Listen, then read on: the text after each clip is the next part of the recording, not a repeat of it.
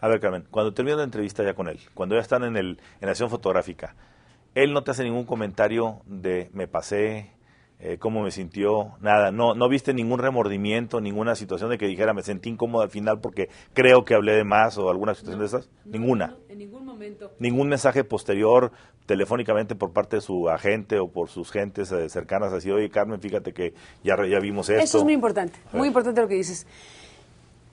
Yo por una cortesía, si quieres, ahora resulta que es una precaución, pero no estaba pensada así, pero era pensada como una deferencia a Miguel de la Madrid, llamé por teléfono a su oficina el día anterior a que divulgué la entrevista por radio.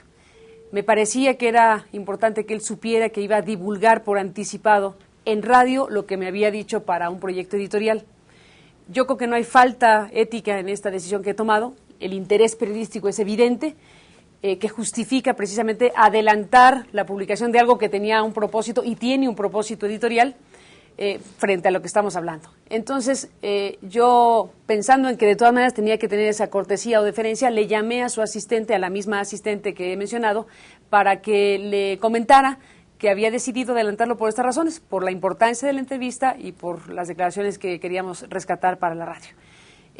Ella me dijo que se lo comunicaría y es muy difícil pensar que alguien que está con De la Madrid desde hace décadas no le haya comunicado un asunto de esa naturaleza. Me pidió incluso la frecuencia del programa para poder estar al pendiente de lo que se transmitiría.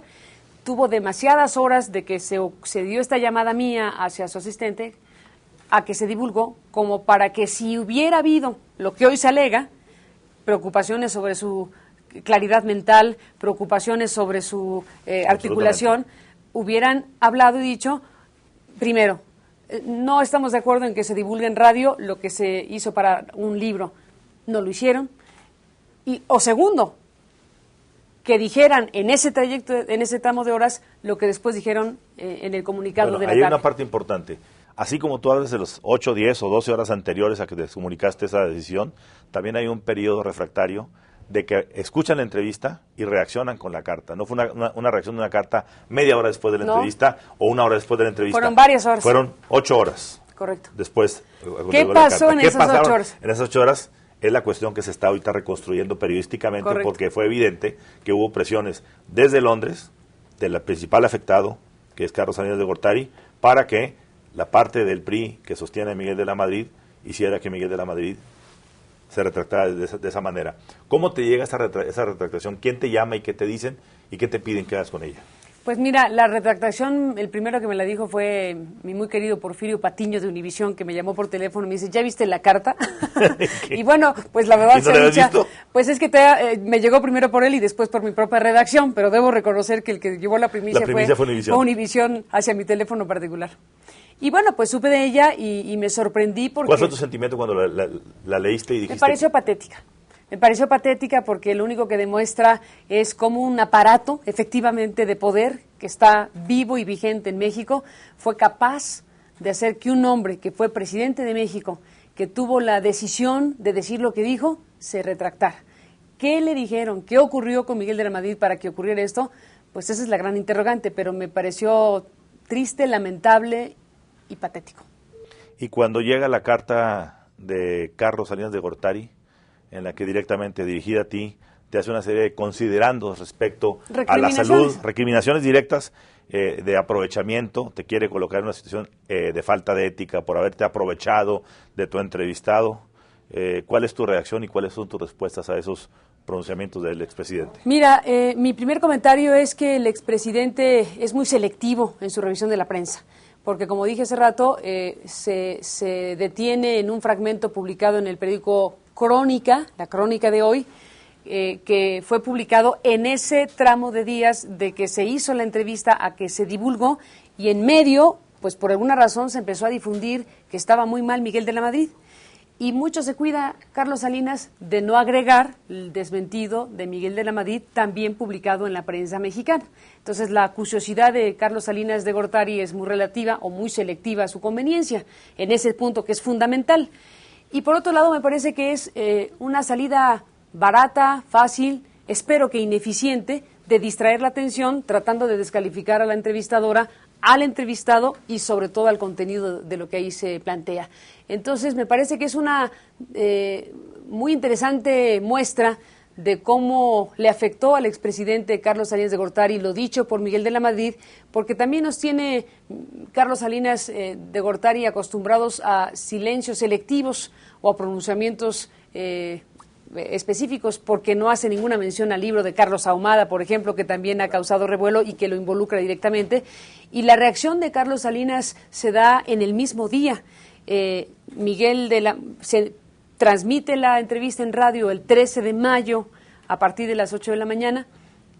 Viene el comunicado de Miguel de la Madrid ese mismo 13 de mayo a 1 hora, y 1 hora después exactamente viene la carta de 2 cuartillas recriminatorias a mi persona de Carlos Salinas de Gortari.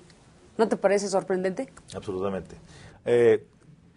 ¿Has tenido algún tipo de presión adicional, algún tipo de gente que te haya querido decir, oye, hay que hacer esto, vamos a hacer esto otro, vamos a alguna presión típica en esos casos en los que todo el mundo está sujeto a esas presiones políticas, mediáticas, etcétera? Mira, yo lo que te diría es que en este momento estoy en el ejercicio de mi libertad, como lo trato de hacer todos los días y todo el tiempo, y que si hay o no algún mensaje de esa naturaleza, yo estoy muy clara en mi posición de periodista, estoy muy clara respecto a lo que significaba hacerle una entrevista a Miguel de la Madrid en el contexto que acabo de describir.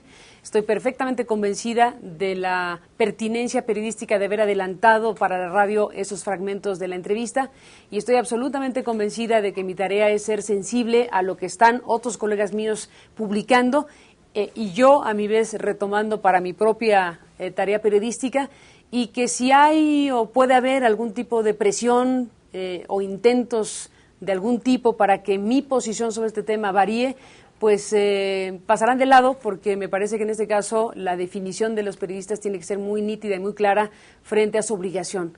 Y la obligación nuestra es tan sencilla como informarle a la gente lo que le debe importar a la gente, no omitir ni soslayar asuntos de interés nacional, como puede ser que un expresidente de la República hable como habla Miguel de la Madrid de su sucesor. Lo que nunca habíamos visto ni oído en voz de un expresidente sobre otro expresidente, lo escuchamos en voz de Miguel de la Madrid. No quiero dejar la entrevista sin preguntarte, aunque no nos vendas los detalles, ¿qué otros temas tocaron en esa entrevista? Hoy transmití un fragmento sobre la quina, que me parece que el contenido es muy interesante. Habla, ¿En la que dice? En la que dice básicamente que bueno, se hizo enemigo de la quina Miguel de la Madrid, y básicamente que el quinazo pues prácticamente fue una cuestión transeccional, porque él empezó a debilitar a la quina y quien dio la puntilla para acabarlo fue Carlos Salinas de Gortari. Si tú oyes esa entrevista, puedes oír a un Miguel de la Madrid perfectamente articulado, con detalle, con todos los elementos de información suficientes, con todos los datos, fechas, nombres y apellidos necesarios para saber que estábamos y estamos frente a un hombre lúcido, cabal, que quería decir lo que dijo y que después se retractó o lo hicieron retractarse. ¿Podremos esperar cuando salga el libro que haya más reacciones como esta? Tal vez. Gracias, Carmen. A ti, como siempre, Ramón Alberto. Un abrazo. Una admiración. Gracias.